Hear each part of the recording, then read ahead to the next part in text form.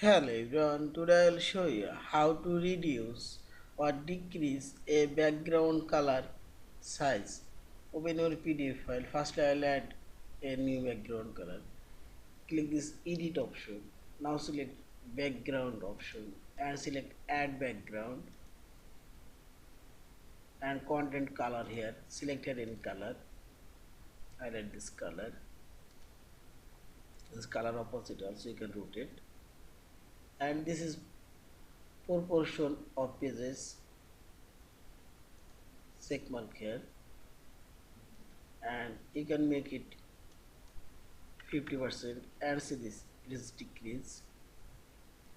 You can make it 80% and see this. Also you can make it on 20% if you need. I'll make it 80% and see this 85. In this way you can increase, decrease the background color size. Yeah, and finally select apply and see this. All of this with this background color now change. Yeah.